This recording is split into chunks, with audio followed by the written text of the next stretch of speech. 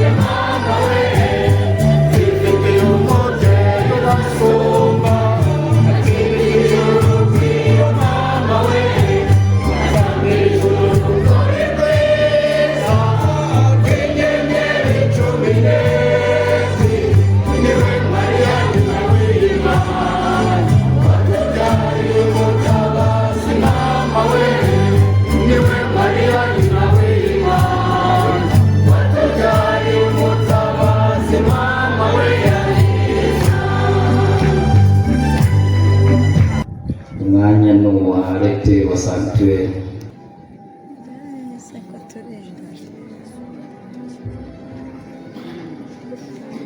N'icyubahiro Musenyeri Umushumba wa Diyoseze ya Gikongoro, abasaserdoti bawumoniye ku rwego rw'igihugu mu madiyoseze n'amaparuwasi, bihaye Imana muri hano, barejeho mugize inama ya senatusi n'izindi nzego za rejeho hirya no hino mu gihugu, barejeho bavandimwe bakristo mwaje Kibeho mu rugendo nyobokamana, tubanje kubasuhuza mugire amahoro y'Imana. Mu izina ry'ingoro ya Bikira Mariya Kibeho ndagira ngo tubashimire, dushimira Imana n'umubyeyi Bikira Mariya kuba twabonye uyu munsi mwiza kugira ngo dutaramire hano i Kibeho ku murwa wa nyina wa Jambo. Twishimiye by'umwihariko uru rugendo nyobokamana rwa rejeho ya Mariya ku rwego rw'igihugu hano i Kibeho. Kibeho koko ni umurwa, Kibeho ni mu rugo rw'umubyeyi, kandi Kiliziya yarabidusabye koko ngo nibe bidatinze ahantu hakorerwa ingendo nyobokamana haba isangano ry'abashakashaka Imana bagenzwa no gusenga, haba umurwa w'abahinduka bagarukira Imana no guhongerera ibyaha by'isi, umurwa w'ubwiyunge bw'abantu n'Imana n'ubwiyunge bw'abantu na bagenzi babo, ihuriro ry'abatatanye kimwe n'isangano ry'abashakashaka amahoro bashyize imbere imigirire y'impuhwe n'ubuvandimwe buzira imipaka. Hakaba rero ari ahantu h'ingenzi hakwiye guhora twibutsa ivanjiri y'umusaraba wa Kristo. Turabashimiye kuba mwakoze uru rugendo hano i Kibeho. Ni urugendo rubaye mu gihe Kiliziya ihimbaza yubile y'imyaka 2025 y'ubukristo ku isi n'imyaka 125 dushyikirijwe ivanjiri hano iwacu mu Rwanda. Ni ingabire y'Imana rero guhura n'umubyeyi nyina wa Jambo muri uwo muhimbazo, ni umugisha ku muryango wa rejeho no kuri buri wese ku giti cye. Turongera kubashimira cyane inkunga mudahwema gutera umurwa wa Kibeho, bijyanye kandi n'ubutumwa bwanyu mukora buri munsi. Musangiye rero ibanga ryihariye na Bikira Mariya ry'ibihe byose mu butumwa bw'umuryango, mu butumwa mukora buri munsi. Turabasabira rero kenshi kuri nyina wa Jambo ngo buri wese aronke ingabire zimufasha kumutumikira uko bikwiye mu rugamba rwa Sekibi. Amen. Imbuto mwera zikomeze kumunezeza no guhesha Imana ikuzo aho muri hose. Twongere rero kwifuriza ubutumwa bwiza mu muryango wa rejeho Mariya n'umugisha unyuze ku mubyeyi nyina wa Jambo. Mugire mwese Yesu na Mariya. Kurikiyeho umwanya w'ijambo rya Perezidante wa Senatusi Mukakimenyi Veneranda.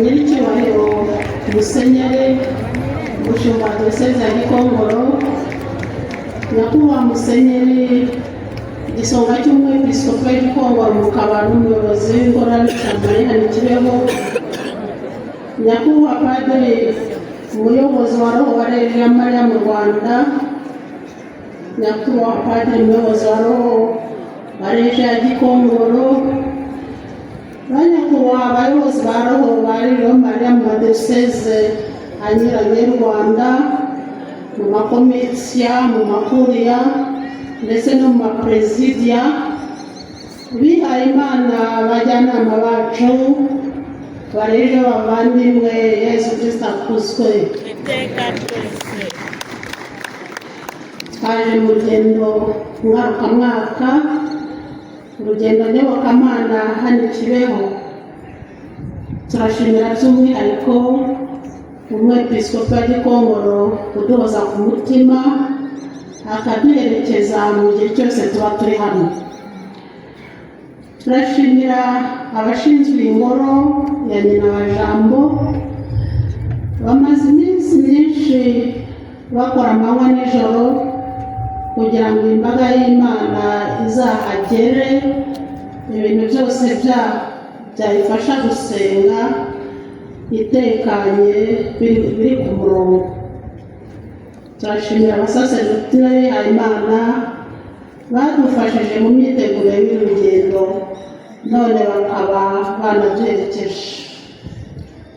Twaje gutaramira umubyeyi, twaje kumushimira uburyo atuvuganira, uburyo aduhora hafi, twamuzaniye n'ibyifuzo byacu.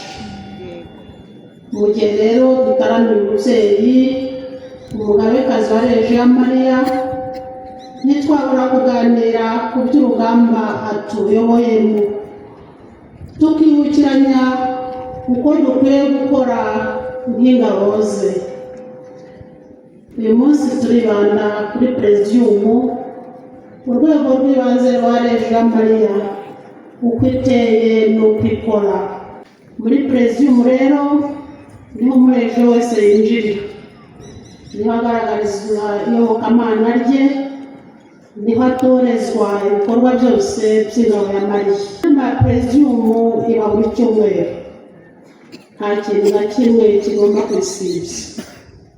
Iyo hari igitumye isiba, abavandimwe bumvikana igihe iyo nama izakorerwa, bitadindije inama y'icyumweru gikurikira. Iyo nama ya buri cyumweru ni nk'umutima ukwirakwiza amaraso mu ngingo zose, ikaba isoko y'urumuri n'imbaraga.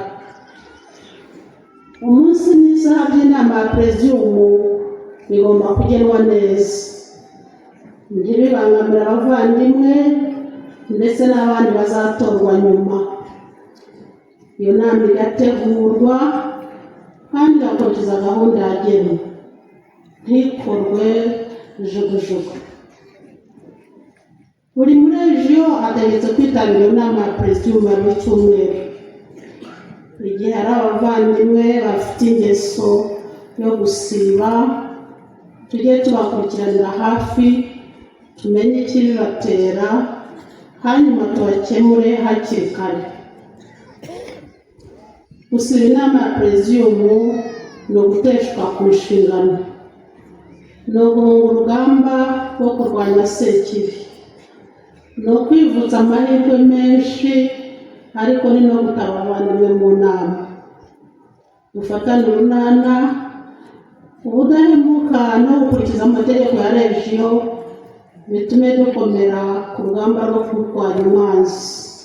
Ubutumwa bw'umurejiyo ni ugufatanya na Kiliziya kogeza ingoma y'Imana.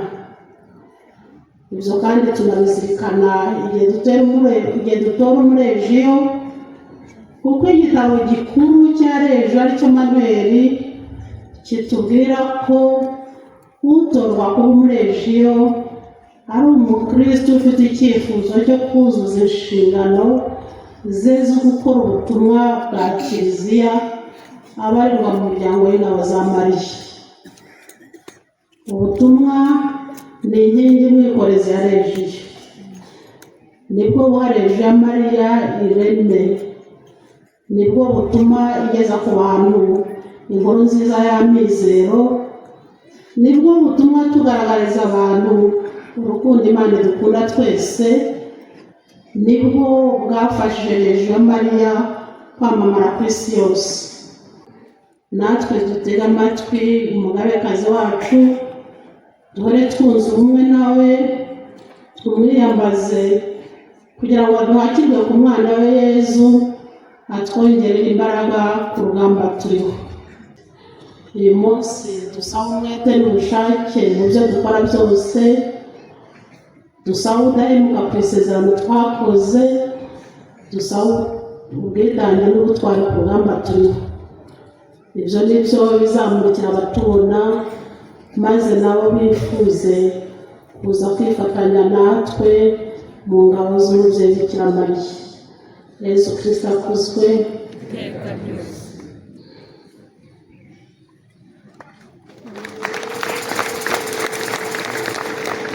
Imikorere ya Presidiumu, ubutumwa n'amahugurwa dukoze tugaragaza ubudahemuka, tubigeraho tubifashijwe n'abayobozi ba roho. Umwanya rero n'umuyobozi wa roho wa Legio Maria mu Rwanda, kugira ngo atugezeho ijambo rye ndetse aze no kuduturira umushyitsi mukuru. Nyiricyubahiro Musenyeri, umushumba Diyoseze ya Gikongoro, basaseridoti bihayimana, ingabo za Mariya, abakristo bavandimwe, nshimishwa bw'igihe n'urugendo nyobokamana, kuko mbona rutwibutsa rwa rukundo rw'Imana, rukatwibutsa ko turi abana bayo Imana ikunda byimazeyo. Urwo rukundo nirwo rwigaragarije muri Yezu Kristo umwana wayo, aduha kandi atwereka ubuzima bw'iteka. Muri uyu mwaka wa Yubile twibutswa kumurangamira w'isoko y'amizero, ubuvandimwe n'amahoro. Tubona n'akanya ko kongera kubizirikanaho dushimira Imana iyo neza yayo. Muri uko kwishimira twabonye ko tutagomba gutandukana nawe, kuko nyine rero mizero yacu tukamwisirikaho mu rukundo, tukamwumvira, tukorohera Roho Mutagatifu dufasha kurushaho gusa nawe no gukora ugushaka kw'Imana mu buzima bwacu. Urugendo rero twakoze rwakomeje kwemera kwacu kuri ubwo buryo. Imana ikagira umwanya wa mbere, ikaduherekeza muri ubuzima kugeza ubwo tuzasangira ndetse n'ubuzima ibyishimo by'abana b'Imana, kuko twese twaremwe ubugingo bw'iteka. Iri sengesho rero rinoza umubano dufitanye nayo, kandi rikaturinda kugira ibyo twubaka bitarimo Imana nyine. Ariko muri iki gihe bamwe mu bafite ubushobozi biherekejwe n'ikoranabuhanga rigezweho iki gihe, bakeka ko byose babikesha imbaraga zabo, ko babyishatsemo, ko nta mpamvu yo kuvuga Imana mu byabo, bigatuma bajya kure yayo no kure ya mizero y'ubuzima. Hari n'ubwo ndetse mu kwiruka ku by'isi, ubumuntu no gusaranganya bigenda bikendera, umuntu agata isura yahawe n'Imana. Kwigwizaho no gusuzugura abandi bikarushaho kwiyongera, kugeza n'ubwo bamwe bahutaza ubuzima bw'abandi. Abandi ni abafite bike, cyangwa se bakabura koko n'ibihagije mu mibereho yabo, bakagera ndetse n'ubwo batuka Imana cyangwa bakayitirira imibereho yabo. Hari benshi baretse guhabwa amasakaramentu no gusenga, cyane cyane muri iki gihe bacika intege. Nageze aho ndibaza ntaho abo ngabo si bo Bikira Mariya yagereranyaga n'indabo zarabye cyangwa zumiranye, bakaba bakeneye guhinduka no kwakira Yezu, rumuri rw'isi, rumuri rwacu. Kuko iyo bimeze bityo, umwuka w'ubuzima ntawo, ndavuga ubuzima bw'umubiri, cyane cyane ubuzima bwa roho. Indabo zumiranye zo muzi ko ari babandi batakira ingabire za Roho Mutagatifu ngo bashobore gutera imbere no guhinduka, bakira nyine ubwo buzima bw'Imana. Nitwe rero uwo mubyeyi yaziye atwibutsa amizero dufite muri Yezu Kristo. Nitwe yaziye hano kugira ngo atwibutse ubuvandimwe dusangiye, dushobore gufashanya no gusaranganya, buri wese yubahe mu buzima bwe. Nitwe twese dukeneye urumuri mu buzima bw'Imana budusesekaremo, nitwe twese dukeneye ayo mizero ngo dushobore kubaho twishimye kuko twiringiye ubuvunyi bw'Imana. Bikira Mariya yatubwiye ko tugomba kuba indabo nziza, ni ukuvuga gukora ugushaka kw'Imana, tugahabwa amasakaramentu, tugasenga, tukamwiyambaza nawe ubwe, tukishimira kubana nawe. N'abakiriye Yezu urumuri rw'isi rero rumurikira buri wese bakunda, ndetse n'umubyeyi Bikira Mariya. Duharanire rero kuba twese izo ndabo nziza zihumurira bose na hose, tubahumurira ubuzima bw'Imana, mbese umubano wacu n'Imana umurikire bose. Urugero dutanga rw'ubuzima bwacu rubyutse benshi, dukomeze ndetse n'abacumbagira. Kuri uyu munsi w'iyogezabutumwa, Papa aratwibutsa ku icyerekezo cya mizero dufite ko gitambutse kure imibereho ya hano kuri iyi si, kandi kikatuganisha ku buzima bw'Imana dutangira gusogongeraho muri iki gihe. Umukiro wacu wuzurizwa mu mubano w'Imana, wuzurizwa mu busabane n'Imana, ni umukiro wuzurizwa mu bugingo bw'iteka. Niyo mpamvu icya mbere dusabwa rero ni ukwivuguramo ubuzima bwa roho dukomora kuri Pasika, tukarangwa n'amizero tugomba gusangiza n'abandi. Muri Kristu wazutse, urupfu n'urwango muzi ko byatsinzwe, ntabwo bifite umwanya wa mbere. Watwigishije ejo dushimira, yatwibukije ko rimwe na rimwe dushobora kurangwa n'urwo rwango, ariko tumenye ko hamwe na Kristu rugomba gutsindwa kugira ngo tugire ubugingo buhoraho iteka. Abogezabutumwa b'amizero nk'uko Papa abidusaba muri iki gihe, bagomba kurangwa no gusenga, kuko umuntu ufite amizero ni umuntu usenga akakura izo mbaraga z'amizero. Ingabo za Mariya rero ntimuzibagirwe na rimwe isengesho, munaryibuka kandi ntimuzibagirwe nyine ko ariyo soko y'ayo mizero. Rozari tuvuga ni masengesho muri Perezidiya twahaye umwanya wa mbere muri urugendo, ikaba ko ku musemburo w'ayo mizero, kandi birumvikana kuko ubuzima bwayo bushingiye kuri uwo mubano dufitanye n'Imana. Tuzirikane buri gihe gutura isengesho ryacu n'umutima wacu wuje ukuri, wuje urukundo. Turi uko tumeze, byose tubyerekeye duhanze. Ntabwo tuzashobora kubeshya Imana, ahubwo gukora uwo mwitozo uko bikwiye biradusukura, bikaturinda uburiganya Mariya yavuze bishobora kuranga isengesho rya bamwe turamutse tutitonze. Urugendo rudukomezemo urukundo dufitiye Kiliziya. Buri wese yishimire kuba umwana wa Kiliziya no kugira uruhare mu iyogezabutumwa ryayo kugira ngo abantu bakire. Barejo muzika niko umurage mwiza uraga burya abawe. Namwe nimwihatire kugira abana muhetse. Numvise ko Presidium twahaye umwanya mu rugendo, ni ngombwa kwikomeraho, ariko tukibuka ejo hazaza. Nimugire abana muhetse, bakorane urwo rukundo rwa Mariya, bakorane urwo rukundo rw'Imana, byose bizadushobokera duteguye n'ejo hazaza. Dukunda kuvuga ngo abarejo n'abakecuru, ntabwo bikwiye, imvugo ntiyagombye gukomeza, ahubwo ni ugushaka uburyo twaheka abo bana bagakorana urwo rukundo rwa Mariya. Umubyeyi rero duherekeze twese, kandi mwakoze kuza, Imana ibaherekeze muri uru rugendo. Nyagasani Yezu n'abana namwe. Reka rero dutega amatwi umwepiskopi wacu Musenyeri Sestini udutureye iki gitambo cy'Ukarisitiya, atubwire ijambo yaduteguriye kandi dusoza igitambo cy'Ukarisitiya. Isomwa cyane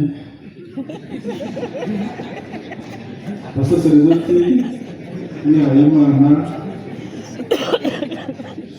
bakuru ba Senatus Kigali, barejiyo, bafasha abarejiyo, abakristo bavandimwe. Amasaha arimo gucika mu gihugu ibintu bitatu gusa. Ikintu cya mbere mvuga gushimira abarejiyo baje mu nyobokamana ari benshi. Mbere ko tunamenya abaje, iyo nkuru twayibwiwe n'inzego z'umutekano ziti hazaza abantu benshi cyane 40 mubitegure cyangwa se bananire bababwire kuza. Ubu byatumye dutitira, bituma dukora uko dushoboye, niba dusabye tubigeraho. Turashima Imana ko mwaje kandi ko batwemereye. Ubwo rero kuvuga yuko babikanze si ukuvuga ko babanze, kugira ngo bategurire neza muze mwisanga mutikanga kandi udahungabanye. Bagira ngo rero mbashimire ko badufashe kubitegura, babiteguye kandi mukaba mwaraje muri benshi kandi muri beza, ku buryo umubare wanyu bijyana n'ubwiza bwanyu, maze iyo muje tubitegure neza, tubakire neza kandi musubireyo namwe mumeze neza, mutahanye impamba zafasha mu buzima bwanyu no mu muryango w'abarejiyo ndetse no mu butumwa bwanyu mukora. Icyo cyari icya mbere, ni ukuvuga twishimiye umubare wanyu mwinshi kandi mwiza, twishimiye kubakira. Icya kabiri mvuga, hari umupadiri twize kubaza tuti se paruwasi yawe irakinguye cyangwa irafunze? Iwanjye paruwasi irakinguye, santarari yose arakinguye, icyo bakinze ni urugo rw'umurejiyo. Umurejiyo nari muzi, nta kindi bamubujije, ni uko perezidiyumu yakoraga inama mu rugo iwe. Ndabona isi uwo muntu wafunze urwo rugo rw'abandi, ese azireje icyo ari cyo? Ese abareje bamusobanuriye icyo ari cyo? Nibwo butumwa ngira ngo ntange. Muri mwebwe hari abayobozi bo mu nzego z'ibanze bazi abareje icyo ari cyo, abapadiri bakuru barahari, abamuniye barahari mu maparuwasi. Nk'icyo kintu iyo kibaye cyo kidukangura, tujye gusobanura abareje icyo ari cyo, perezidiyumu icyo ari cyo, kudashobora gufunga urwo rw'umukirisitu kuko barimo gusenga. Gusa ufunze abakirisitu zisenga wasiga izihe? Ahubwo washishikaza zose kujya zisenga. Umukirisitu bafungiye urugo rero ye kwiheba, ye kwinuba, ahubwo najye gusobanura, tumufashe gusobanura kugira ngo ubwo se barufunga gute? Perezidiyumu se njya mu rugo muri Kiliziya Gatolika y'umuryango remezo gakoraho ingo zisenga, aho ubushenge Kiliziya yose. Ubwo rero nababwiye padiri Ntibahirwa, igenda rero ntacyo bakora, agenda ugikore, usobanurire uwo muntu wafunze urugo rw'abandi ubwo adafite uburenganzira, utanabishobora, ahubwo yabujije abarejiyo gusenga. Wabuza abantu gusenga se ukaba ukora iki? Ngo nagira ngo mbivuge rero yuko kugira ngo mushimire abarejiyo kandi bakomeze, biri gucika intege yo kuva gusenga. Usibye perezidiyumu n'abaperezidiyumu mu cyumweru, usureje bwawe uganahe ushingiye hehe? Ngo rero tubisobanuye neza, tubereke icyo dukora n'ibyo dukora nta gutinya, tubabwire kandi bazabyakira.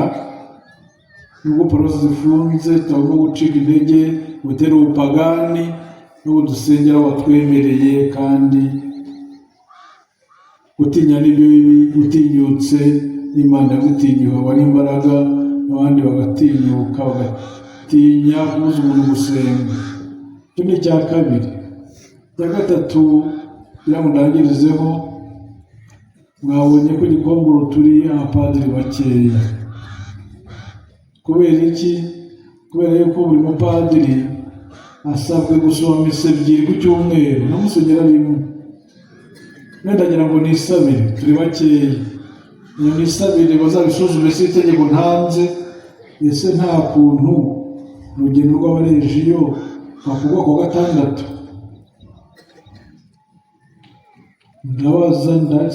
Ndabaza kugira ngo tureke bawumuniye babashe kuza ari benshi. Ahandi nawe natangiye nsobanura ntibari abantu ko paruwasi zifunze, ariko si byo wenyine. Ese turushyize ku wa 5 nimugoroba no ku wa 6 byarushaho gutunganira benshi, aho cyane cyane abihaye Imana n'abapadiri bafite ubutumwa ku cyumweru.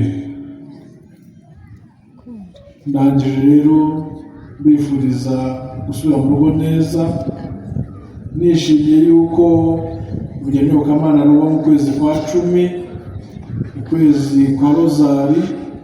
Ngo rero rozari ikomeze tubere intwaro twitwaza, tuyikoreshe neza kandi tuyibagirwe, tuyijyane aho tugiye hose kandi tuyivuge twisabira, dusabira n'igihugu cyacu, dusabira n'isi yose.